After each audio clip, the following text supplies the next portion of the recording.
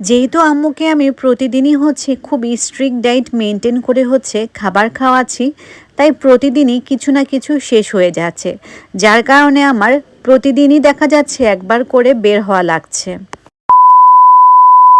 Hello, আসসালামু আলাইকুম everyone, this is Shanta from daily diary of Shanta. বেশ কিছুদিন ধরে কি যে এক সমস্যাতে ভুগছি কি আর বলবো। মানে সমস্যা আমার পিছুই ছাড়ছে না, একটার পর একটা সমস্যা ফেস করেই চলছি। তোমাদেরকে লাস্ট 2-3টা ব্লগ আগে শেয়ার করেছি যে আমাদের আম্মুর শখের আলমারিটাতে উলু পোকা ধরেছে, যার কারণে আমরা নিম পাতা, তারপরে কেরোসিন তেল, তারপরে উলু পোকার ওষুধ সব কিছু এনেই তারপরে জিনিসপত্র সব কিছু সরিয়ে তারপরে সবগুলো দিয়ে কয়েকদিন রেখে দিয়েছি। তারপরে পুনরায় কাপড় চোপড় গুছিয়ে গাছিয়ে সব কিছু রেখেছি। কিন্তু আজ হঠাৎ করেই আবার আমি লোশন বের করতে গিয়েছিলাম আলমারি থেকে, তখন দেখলাম আবার অ্যাগেন উলু পোকা বাসা করেছে। কি যে এক সমস্যাতে রয়েছি উলু পোকার কারণে। তার কারণে ফার্নিচারের দোকানে এসেছি জিজ্ঞেস করার জন্য যে কি দিলে আসলে উলু পোকাটা যাবে।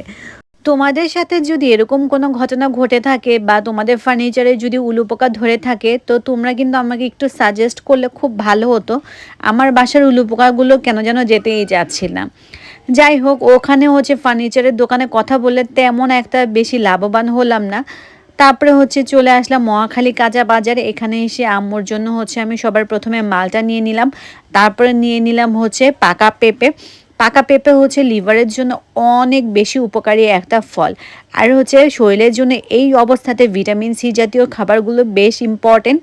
তাই আমি 2টা পাকা পেঁপে নিয়ে নিয়েছি আর মালটা নিয়ে নিয়েছি। আমি আদার্স কোনো ফল এই মুহূর্তে খাওয়াই না, কারণ অনেক ফলে কিন্তু গ্যাস হয়ে থাকে, যার কারণে আমি ফল নির্বাচন করার ক্ষেত্রে অনেক বেশি সেনসিটিভ। এইদিকে ওয়াফিয়াকে যখনই বাহিরে নিয়ে আসি না কেন, সে তখনই খুব বেশি খুশি হয়ে যায়।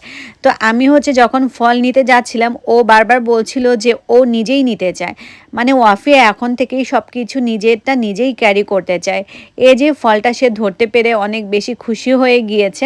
ফল কিনতে এসে দেখতে পারলাম জিনিসপত্রের আসলে এত বেশি দাম বেড়ে গেছে, আর ফলের দাম তো আমি দেখছি 300-400 টাকার নিচে কোনো ফলই পাওয়া যাচ্ছে না। জিনিসপত্রের এত বেশি দাম, আমার কাছে তো মনে হচ্ছে যে আর কয়দিন পরে না বাংলাদেশের মধ্যে দুর্ভিক্ষ শুরু হয়ে যায়।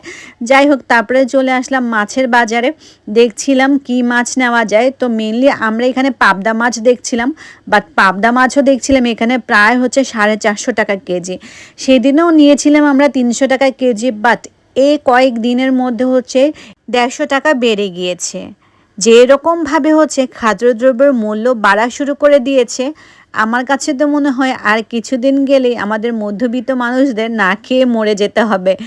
এত দাম দিয়ে আসলে খাদ্যদ্রব্য কিনা সবার পক্ষে সম্ভব হয় না, কারণ যারা রিক্সা চালায় বা নিম্ন মধ্যবিত্ত আছে তারা চাইলেই কিন্তু আরেকজনের কাছে হাত পাততে পারে, বা যারা আমরা মধ্যবিত্ত আছি তারা কিন্তু আসলে লোক লজ্জার ভয়ে কাউকে বলতেও পারি না, কিছু করতেও পারি না।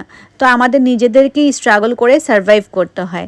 তারপরে চলে আসলাম কাঁচা সবজির বাজারে। তো এইখানে আমি বিটরুট নিয়ে নিয়েছি। লিভারের জন্য বিটরুটের জুসটা সব থেকে বেশি উপকারী। তো আমি কিছুদিন আগেই নিয়েছিলাম 125 টাকা করে কেজি, বাট এই 6 থেকে 7 দিনের মধ্যে হয়ে গিয়েছে 200 টাকা, মানে 220 টাকা আমার কাছ থেকে চেয়েছিল। অনেক বার্গেনিং করার পর 200 টাকা কেজি নিতে পেরেছি। কি আর করব, কিছুদিন পরে ওনারা নাকি বললো যে দাম নাকি আরও বেড়ে যাবে, 350 টাকার মতো কেজি হয়ে যাবে। তাই কি আর করার, 2 কেজি নিয়ে নিলাম। পরে যদি আবার দাম বেড়ে যায় তাহলে তো সমস্যা হয়ে যাবে, তাই 2 কেজিই নিয়ে নিলাম। দেখি কয়দিন চলে এটা।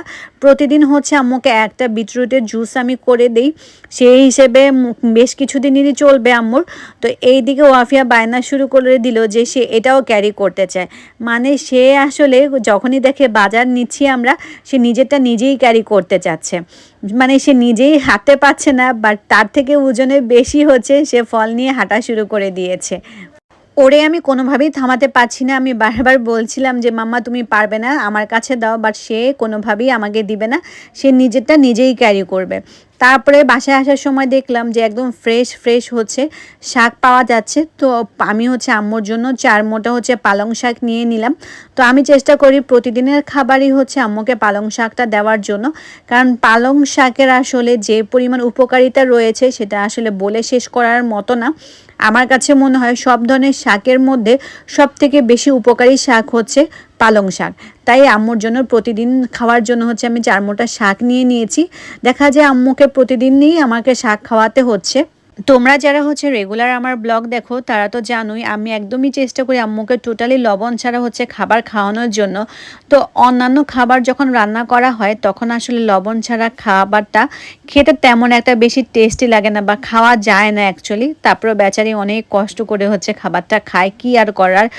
অসুস্থ হলে মানুষদেরকে যে কতটা কম্প্রোমাইজ আর স্যাক্রিফাইস করা লাগে, বেচারি যে মানুষ খাওয়ার জন্য এত পাগল ছিল সে মানুষকে এখন হচ্ছে খাবারের জন্য কষ্ট করতে দেখে আমার এত খারাপ লাগে। আমাকে তো মাঝে মাঝে আম্মু বলে যে আমি মনে হচ্ছে জেলখানার কয়েদি, আমাকে তুই এইভাবে পরিমাণ খাবার দিস। তো আমার আসলে ওই সময়টা এত খারাপ লাগে কি আর বলবো, কিন্তু আম্মুর সামনে সেটা প্রকাশ করি না। আমি আম্মুকে ওভাবে দেখাই যে এটা সবাই খাচ্ছে, ও খাচ্ছে, সে খাচ্ছে, তাহলে তুমি খাইলে কি সমস্যা, তোমাকে তো এটা খাওয়াই ওইটা খাওয়াই। মানে আসলে পছন্দনীয় সে কোনো খাবারই খেতে পাচ্ছে না, কি আর করব বলো। আমার কাছে খুব খারাপ লাগে যে আম্মু যখন মানে কোনো খাবার মন থেকে খেতে চায় বাট আমি চাইলেও সেটা আম্মুকে দিতে পারি না, তার শরীরটা খারাপ হয়ে যাবে সে চিন্তা করে। খুবই খারাপ লাগে, বিশেষ করে লবণটার কারণে আম্মু খুবই আপসেট, কারণ লবণ ছাড়া আসলে খাবার খাওয়াটা খুব বেশি কষ্টকর। কারণ আমি নিজেও অনেক বেশি পরিমাণ লবণ খাই, আর সেখানে যদি আমাকেও বলা হয় লবণ ছাড়া খাবার খাওয়ার জন্য, সেটা আসলে আমি নিজেও খেতে পারবো না। সেখানে আমার আম্মু আমার ভয়ে ভয়ে খুব কষ্ট করে হচ্ছে খাবারগুলোকে গিলে। সো অন্যান্য খাবারগুলো আসলে লবণ ছাড়া তেমন একটা বেশি খাওয়া যায় না, কিন্তু হচ্ছে পালং শাকটাই হচ্ছে আম্মু লবণ ছাড়া খেতে পারে। যেহেতু আম্মু পালং শাকটা লবণ ছাড়াই খেতে পারে, তার কাছে খারাপ লাগে না তেমন একটা, তাই আমি চিন্তা করি যে যেহেতু এই খাবারটা উনি বেশি খেতে পারে লবণ ছাড়া, তাই আমি হচ্ছে এই খাবারটাই আম্মুকে প্রতিদিনের খাবারের মধ্যে রাখি যাতে করে তার কাছে খারাপ না লাগে। এদিকে ওয়াফিয়া আবার বায়না শুরু করে দিয়েছে, এক হাতে তো সে বিটরুট নিয়েছে আর এক হাতে সে শাকও নিতে চায়। মানে সে একাই সব কাজ করবে, নিনাকে কোনো কষ্ট দিবে না। নিনার যাতে কষ্ট না হয়, কারণ নিনার হচ্ছে হাতে ব্যথা সে জানে, সেজন্য নিনার কষ্ট না হওয়ার কারণে সে হচ্ছে নিজেই সব কিছু একা একা ক্যারি করছে। আমি বারবার বলছি আমাকে দাও, বাট সে আমাকেও দিতে চায় না। কি একটা মেয়ে হয়ে গিয়েছে, মানে এত বেশি রেসপন্সিবল হয়ে গেছে আলহামদুলিল্লাহ। আমি ওয়াফিয়ার মা হওয়া সত্ত্বেও আমার মেয়ে হচ্ছে সব থেকে ভালোবাসে বেশি তার নিনাকে।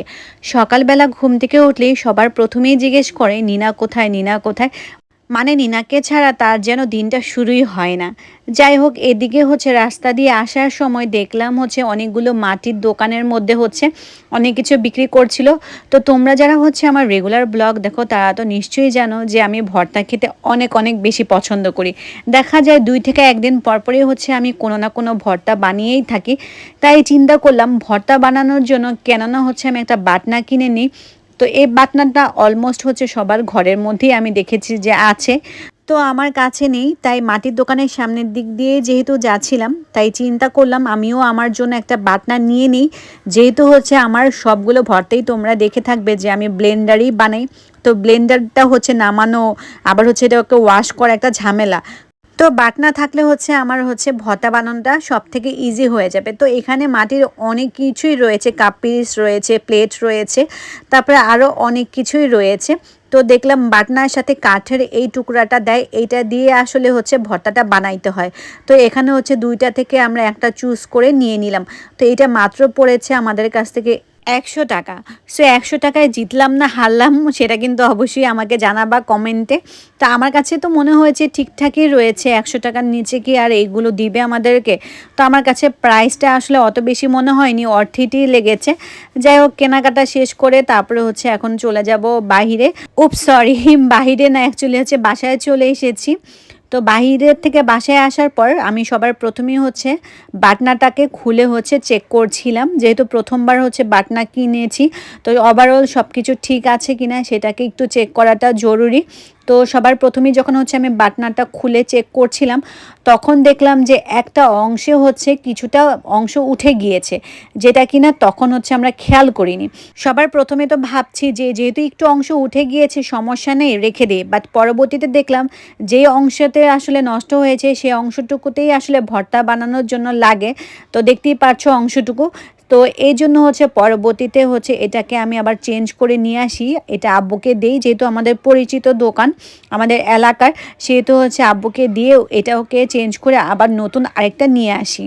আমার সাথে প্রায় সময়ই এরকম হয়, যখন হচ্ছে দোকানে যাই দেখলে মনে হয় যে না এটা ঠিক আছে ঠিক আছে, বাট বাসায় আসার পর দেখি কীভাবে যেন সব কিছু চেঞ্জ হয়ে গিয়েছে, যেরকমটা আজকে ঘটেছে। সো ব্যাপার না, যেহেতু হচ্ছে পরিচিত দোকান সেটা অবশ্যই চেঞ্জ করে দিয়েছে আমাদেরকে।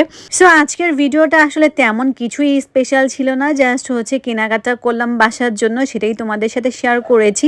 যেহেতু হচ্ছে আমি ডেইলি ব্লগ তোমাদের সাথে শেয়ার করি, তাই নতুন নতুন অনেক সময় অনেক কিছু থাকে না আমার লাইফে, আসলে যা কিছুই ঘটে না কেন সব কিছুই হচ্ছে আমি তোমাদের সামনে প্রেজেন্ট করার ট্রাই করি।